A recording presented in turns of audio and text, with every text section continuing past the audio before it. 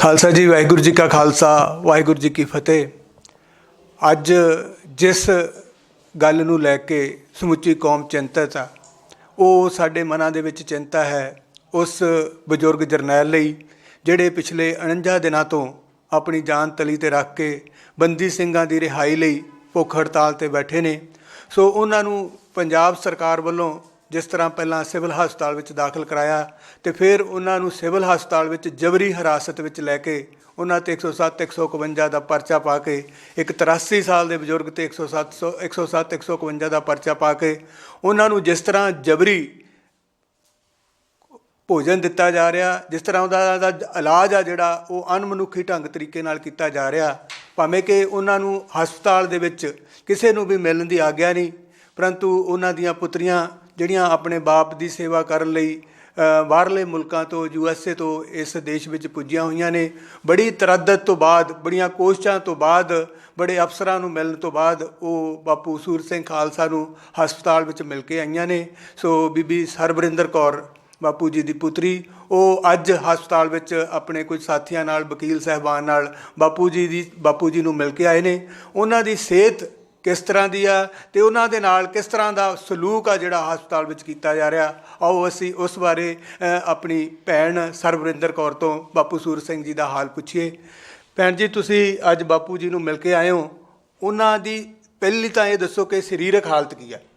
ਸਰੀਰਕ ਹਾਲਤ ਬਹੁਤ ਜ਼ਿਆਦਾ ਕਮਜ਼ੋਰ ਨੇ ਅਤੇ ਬਹੁਤ ਜ਼ਿਆਦਾ ਉਹ ਟਾਰਚਰ ਹੋ ਰਹੇ ਨੇ। ਉੱਥੇ ਉਹਨਾਂ ਨਾਲ ਅਣਮਨੁੱਖੀ ਵਿਵਹਾਰ ਕੀਤਾ ਜਾ ਰਿਹਾ। ਉਹ ਇਲਾਜ ਦੇ ਵਿੱਚ ਅਣਮਨੁੱਖੀ ਕੀ ਹੈ? ਜਿਵੇਂ ਇਲਾਜ ਦੇ ਨਾਂ 'ਤੇ ਉਹ ਕੋਈ ਇਲਾਜ ਕਹਿੰਦੇ ਨੇ, ਕਹਿਣ ਨੂੰ ਇਲਾਜ ਆ। ਜਿਵੇਂ ਉਹਨਾਂ ਨੇ ਜਿਹੜੀ ਨੱਕ 'ਚ ਫੂਡ ਪਾਈਪ ਪਾਈ ਹੋਈ ਆ, ਉਹਨਾਂ ਨੂੰ ਨੱਕ ਨਾਲ ਅਤੇ ਮੱਥੇ ਨਾਲ ਸਿਉਂਤਾ ਹੋਇਆ, ਪਰ ਜਿਹੜੇ ਉਹ ਟਾਂਕੇ ਲਾਏ ਨੇ ਉਹਨਾਂ ਨੇ ਮੱਥੇ ਨਾਲ ਪਾਈਪ ਨੂੰ ਉੱਥੇ ਪੱਕਾ ਬੰਨ੍ਹਿਆ ਹੋਇਆ, ਜਿਹਦੇ ਨਾਲ ਉਹ ਫੋਰਸੇਬਲੀ ਫੀਡ ਕਰਦੇ ਆ ਬਾਪੂ ਜੀ ਨੂੰ। ਤਾਂ ਉਹ ਪੱਕੇ ਹੋਏ ਨੇ ਟਾਂਕੇ ਸਾਰੇ, ਮੱਥੇ ਤੋਂ ਨੱਕ ਤੋਂ। ਤਾਂ ਬਾਪੂ ਜੀ ਉਹਨਾਂ ਨੂੰ ਵਾਰ-ਵਾਰ ਡਾਕਟਰਾਂ ਨੂੰ ਕਹਿੰਦੇ ਆ ਵੀ ਤੁਸੀਂ ਇਹਦੇ 'ਤੇ ਕੋਈ ਦਵਾਈ ਲਾਓ, ਇਹ 'ਚੋਂ ਖੂਨ ਨਿਕਲਦਾ, ਇਹ ਪੱਕੇ ਹੋਏ ਨੇ, ਦਰਦ ਹੈ ਇਹਨਾਂ 'ਚ। ਕੋਈ ਨਹੀਂ ਸੁਣਦਾ ਉਹਦੇ ਵਾਸਤੇ। ਅਤੇ ਹਾਂਜੀ, ਤੁਸੀਂ ਇਸ ਦੇ ਬਾਰੇ ਜੋ ਕੁਝ ਬਾਪੂ ਜੀ ਦੀ ਹਾਲਤ ਵੇਖੀ ਆ ਕਿ ਉਹਨਾਂ ਨੂੰ ਟਾਂਕੇ ਲਾ ਕੇ ਉਹ ਨਾਲੀ ਲਾਈ ਗਈ ਆ, ਉਹਦੀ ਸੋਜਿਸ਼ ਵੀ ਆਈ ਹੋਊਗੀ, ਉਹਦੇ ਬਾਰੇ ਤੁਸੀਂ ਕੋਈ ਆਪਣਾ ਜਿਹੜਾ ਇਤਰਾਜ਼ ਆ ਉਹ ਪ੍ਰਗਟਾਇਆ? ਹਾਂਜੀ, ਔਰ 2 ਦਿਨ ਹੋ ਗਏ, 3 ਦਿਨ ਪਹਿਲਾਂ ਵੀ ਉੱਥੇ ਜਿਹੜੇ ਡਾਕਟਰ ਸਾਹਿਬ ਡਿਊਟੀ 'ਤੇ ਸੀ ਉਹਨਾਂ ਨੂੰ ਕਿਹਾ ਵੀ ਬਾਪੂ ਜੀ ਤੁਹਾਨੂੰ ਵਾਰ-ਵਾਰ ਕਹਿੰਦੇ ਨੇ ਵੀ ਜੇ ਤੁਸੀਂ ਗਲਤ ਢੰਗ ਨਾਲ ਤੁਹਾਡੇ ਤੋਂ ਲੱਗ ਗਈ, ਐਟਲੀਸਟ ਇਹਨੂੰ ਠੀਕ ਕਰਕੇ ਤੁਸੀਂ ਨਾਲੀ ਨੂੰ ਲਾ ਦਿਓ। ਕੋਈ ਸੁਣਦਾ ਹੀ ਨਹੀਂ ਉੱਥੇ। ਅੱਜ ਸਵੇਰੇ ਮੈਂ ਡਾਕਟਰ ਸਾਹਿਬ ਡਾਕਟਰ ਗੁਰਮੀਤ ਸਿੰਘ ਸੀਗੇ, ਉਹ ਅੱਜ ਡਿਊਟੀ 'ਤੇ ਸੀ। ਉਹਨਾਂ ਨੂੰ ਮੈਂ ਕਿਹਾ ਵੀ ਬਾਪੂ ਦੀ ਸਿਹਤ ਕਿਵੇਂ ਆ? ਕਹਿੰਦੇ ਵੀ ਉਹਨਾਂ ਦੇ ਜਿਹੜਾ ਹੈਗਾ ਸਟੂਲ ਦੇ ਵਿੱਚ ਬਲੱਡ ਸੀਗਾ। ਅਤੇ ਮੈਂ ਕਿਹਾ ਕਿੰਨਾ ਕੁ ਸੀ, ਵੀ ਕੀ ਹਾਲਤ ਆ ਉਹਨਾਂ ਦੀ? ਤਾਂ ਕਹਿੰਦੇ ਵੀ ਉਹ ਤਾਂ ਥੋੜ੍ਹਾ ਜਿਹਾ ਸੀਗਾ, ਵੀ ਉਹ ਠੀਕ ਆ, ਉਹ ਕੋਈ ਪ੍ਰੋਬਲਮ ਨਹੀਂ।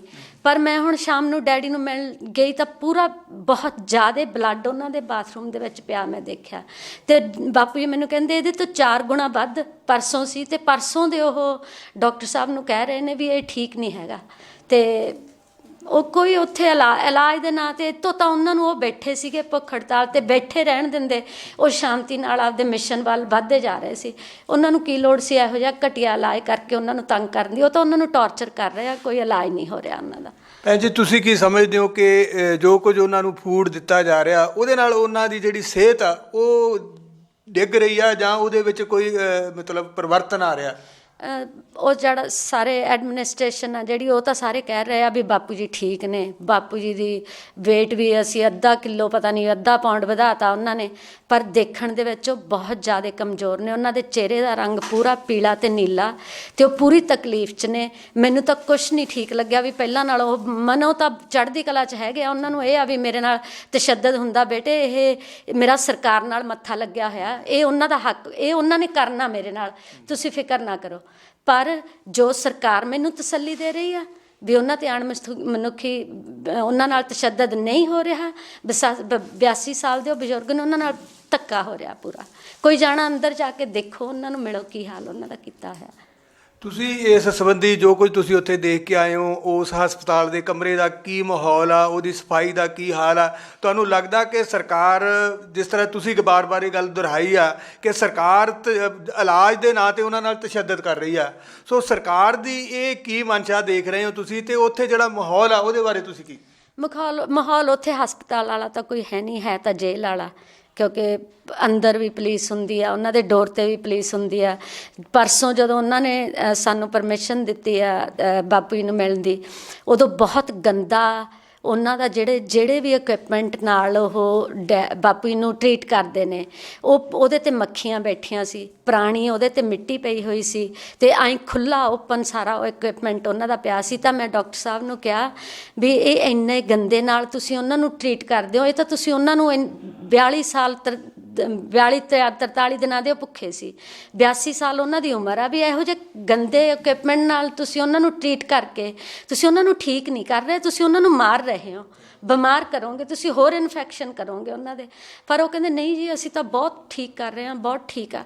ਕੋਈ ਉਹਨਾਂ ਦੀ ਗੱਲ ਨਹੀਂ ਸੁਣ ਰਿਹਾ, ਕੋਈ ਸਾਡੀ ਗੱਲ ਨਹੀਂ ਸੁਣ ਰਿਹਾ। ਉੱਥੇ ਇੱਧਰੋਂ ਕੋਰਟ 'ਚੋਂ ਤੁਸੀਂ CP ਸਾਹਿਬ ਦੇ ਚਲੇ ਜਾਓ, CP ਸਾਹਿਬ ਤੋਂ ਹੋਰ ਕਿਤੇ ਚਲੇ ਜਾਓ, ਤੋਂ ਹੋਰ ਕਿਤੇ ਚਲੇ ਜਾਓ, ਬਸ ਹੈ ਉਹੀ ਕੁਛ ਆ ਜੋ ਕਰ ਰਹੇ ਨੇ, ਕੋਈ ਚੇਂਜ ਨਹੀਂ ਹੈ ਉਹਦੇ 'ਚ। ਅੱਜ ਮੈਨੂੰ ਤਸੱਲੀ ਦਵਾਈ ਸੀ CP ਸਾਹਿਬ ਨੇ ਕਿ ਉਹ ਹੁਣੇ ਹੀ ਆਰਡਰ ਕਰਕੇ ਉਹਨਾਂ ਦਾ ਰੂਮ ਕਲੀਨ ਕਰਵਾਉਣਗੇ, ਉਹਨਾਂ ਦਾ ਜਿਹੜਾ ਇਕੁਇਪਮੈਂਟ ਆ ਉਹ ਚੈੱਕ ਕਰਵਾਉਣਗੇ।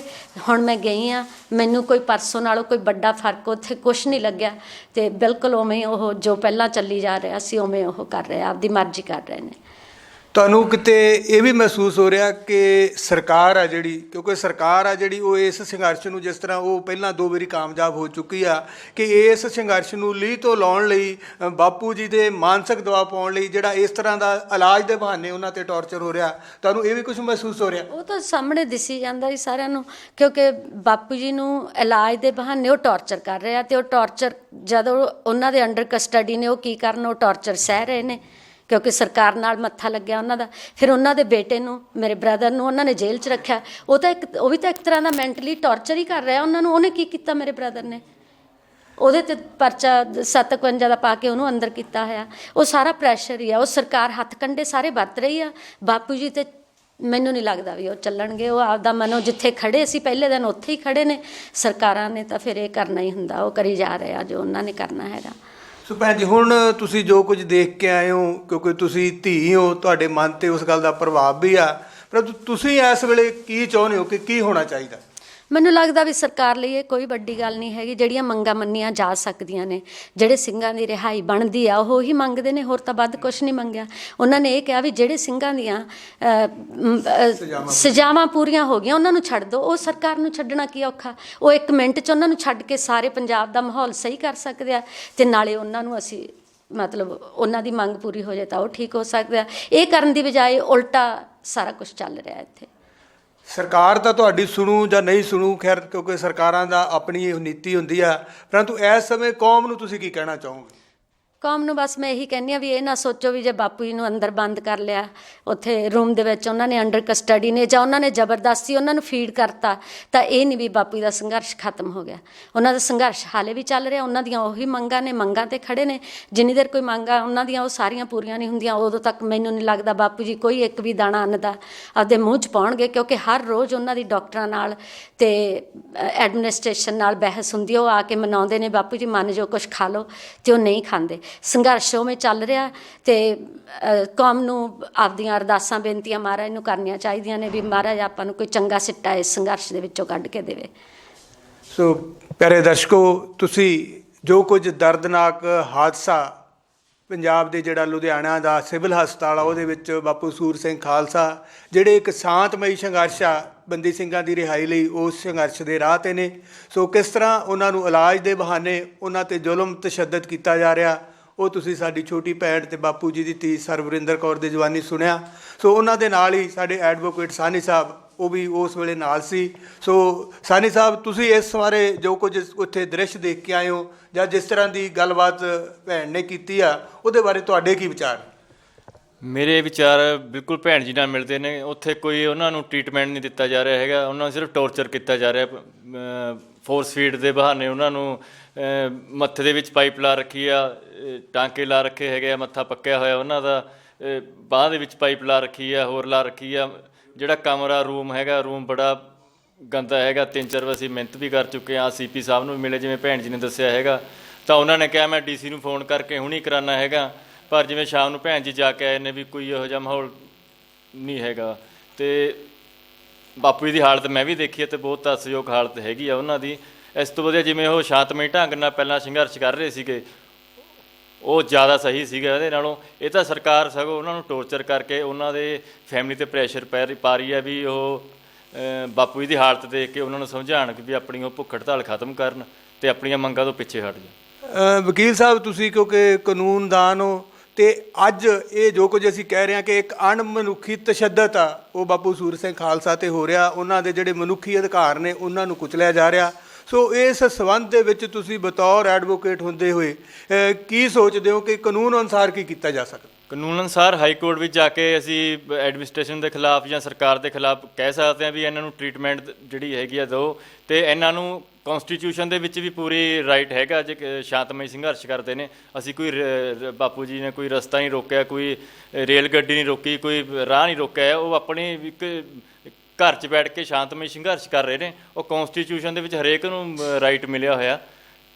ਅੰਨਾ ਹਜ਼ਾਰੇ ਨੇ ਵੀ ਕੀਤਾ ਸੀਗਾ, ਕਰ ਵੀ ਰਿਹਾ ਅੰਨਾ ਹਜ਼ਾਰੇ, ਰਾਮਦੇਵ ਨੇ ਵੀ ਕੀਤਾ ਸੀਗਾ। ਤੇ ਜੇ ਬਾਪੂ ਜੀ ਕਰਦੇ ਨੇ ਤਾਂ ਉਹਨਾਂ ਨੂੰ ਤਸ਼ੱਦਦ ਕਿਉਂ ਦਿੱਤਾ ਜਾਂਦਾ ਹੈ? ਤੇ ਉਹਨਾਂ ਦੇ ਪਰਿਵਾਰ ਤੇ ਜਾਂ ਉਹਨਾਂ ਨੂੰ 751 ਜਾਂ ਜੇ ਹੋਰ ਸਿੰਘਾਂ ਤੇ ਜਿਹੜੀ 751 ਕੀਤੀ ਹੈਗੀ ਆ ਉਹ ਬਿਲਕੁਲ ਗਲਤ ਵਤੀਰਾ, ਜਿਵੇਂ ਅੰਗਰੇਜ਼ ਕਰਦੇ ਹੁੰਦੇ ਸੀਗੇ ਉਸ ਤਰ੍ਹਾਂ ਕਰ ਰਹੇ ਨੇਗੇ। ਤੇ ਇਹ ਕੌਨਸਟੀਟਿਊਸ਼ਨ ਦੇ ਹਿਸਾਬ ਨਾਲ ਤੇ ਕਾਨੂੰਨ ਦੇ ਹਿਸਾਬ ਨਾਲ ਬਿਲਕੁਲ ਗਲਤ ਵਤੀਰਾ ਇਹ। ਸੋ ਸਤਿਕਾਰਯੋਗ ਦਰਸ਼ਕੋ, ਤੁਸੀਂ ਬਾਪੂ ਸੂਰਤ ਸਿੰਘ ਖਾਲਸਾ ਦਾ ਸੰਘਰਸ਼ ਜਿਹੜਾ 49ਵੇਂ ਦਿਨ ਵਿੱਚ ਪਹੁੰਚ ਚੁੱਕਾ, ਤੇ ਜਿਸ ਤਰ੍ਹਾਂ ਬਾਪੂ ਜੀ ਤੇ ਇਲਾਜ ਦੇ ਬਹਾਨੇ ਸਰਕਾਰ ਵੱਲੋਂ ਤਸ਼ੱਦਦ ਕੀਤਾ ਜਾ ਰਿਹਾ ਉਹਦੇ ਬਾਰੇ ਉਹਨਾਂ ਦੀ ਬੇਟੀ ਤੋਂ ਤੇ ਵਕੀਲ ਸਾਹਿਬ ਤੋਂ ਸਾਰਾ ਕੁਝ ਤੁਸੀਂ ਸੁਣਿਆ। ਸੋ ਆਉਣ ਵਾਲੇ ਦਿਨਾਂ ਦੇ ਵਿੱਚ ਕਿਉਂਕਿ ਸਰਕਾਰ ਆ ਜਿਹੜੀ ਉਹ ਇਸ ਸੰਘਰਸ਼ ਨੂੰ ਆਪਣੇ ਡੰਡੇ ਦੇ ਜ਼ੋਰ ਨਾਲ ਦਬਾਉਣ ਦੇ ਰਾਹ ਤੁਰੀ ਹੋਈ ਆ, ਤੇ ਦੂਸਰੇ ਪਾਸੇ ਬਾਪੂ ਸੂਰਤ ਸਿੰਘ ਖਾਲਸਾ ਸਬਰ ਦੇ ਨਾਲ ਇਸ ਸੰਘਰਸ਼ ਦਾ ਮੁਕਾਬਲਾ ਕਰਨ ਲਈ ਦ੍ਰਿੜਤਾ ਨਾਲ ਡਟੇ ਹੋਏ ਨੇ। ਤੇ ਅਗਲੇ ਪਾਸੇ ਕੌਮ ਆ ਜਿਹੜੀ ਉਹ ਸੰਘਰਸ਼ ਦੇ ਰਾਹ ਪਈ ਹੋਈ ਆ। 7 ਤਰੀਕ ਨੂੰ ਬਰਨਾਲੇ ਵਿਖੇ ਬਾਪੂ ਸੂਰਤ ਸਿੰਘ ਖਾਲਸਾ ਦੇ ਹੱਕ 'ਚ ਬੰਦੀ ਸਿੰਘਾਂ ਦੀ ਰਿਹਾਈ ਲਈ ਇੱਕ ਬੰਗਾਰ ਮਾਰਚ ਆ ਜਿਹੜਾ ਉਹ 7 ਤਰੀਕ ਨੂੰ ਕੀਤਾ ਜਾ ਰਿਹਾ, ਤੇ 9 ਤਰੀਕ ਨੂੰ ਦਿੱਲੀ ਦੇ ਜੰਤਰ ਮੰਤਰ 'ਤੇ ਇਸੇ ਤਰ੍ਹਾਂ ਦਾ ਹੀ ਮਾਰਚ ਆ ਜਿਹੜਾ ਉਹ ਸੰਘਰਸ਼ ਕੀਤਾ ਜਾ ਰਿਹਾ। ਸੋ ਕੌਮ ਆ ਜਿਹੜੀ ਇਸ ਸੰਘਰਸ਼ ਵਿੱਚ ਬਾਪੂ ਸੂਰਤ ਸਿੰਘ ਖਾਲਸਾ ਦਾ ਸਾਥ ਦੇਣ ਲਈ, ਉਹਨਾਂ ਦੇ ਹੱਕ ਵਿੱਚ ਨਾਅਰਾ ਮਾਰਨ ਦੇ ਲਈ ਸੰਘਰਸ਼ ਵਿੱਚ ਸਾਥ ਦੇਵੇ। ਤੇ ਦੂਸਰੇ ਪਾਸੇ ਜਿਹੜੇ ਸਾਡੇ ਸਿੱਖ ਕਾਨੂੰਨਦਾਨ ਨੇ ਉਹ ਕਾਨੂੰਨ ਅਨੁਸਾਰ ਜੋ ਕੁਝ ਹੋ ਸਕਦਾ ਉਸ ਰਾਹ ਤੁਰਨ। ਸੋ ਅਸੀਂ ਇੱਕ ਵਾਰ ਫਿਰ ਇਹ ਅਰਦਾਸ ਕਰਦੇ ਹੋਏ ਕਿ ਬਾਪੂ ਸੂਰਤ ਸਿੰਘ ਖਾਲਸਾ ਨੂੰ ਪਰਮਾਤਮਾ ਇਸੇ ਹੀ ਤਰ੍ਹਾਂ ਸਮਰੱਥਾ ਦੇਵੇ ਕਿ ਉਹ ਆਪਣੇ ਸੰਘਰਸ਼ ਵਿੱਚ ਡਟੇ ਰਹਿਣ। ਤੁਹਾਡਾ ਸਾਰਿਆਂ ਦਾ ਧੰਨਵਾਦ। ਵਾਹਿਗੁਰੂ ਜੀ ਕਾ ਖਾਲਸਾ, ਵਾਹਿਗੁਰੂ ਜੀ ਕੀ ਫਤਿਹ।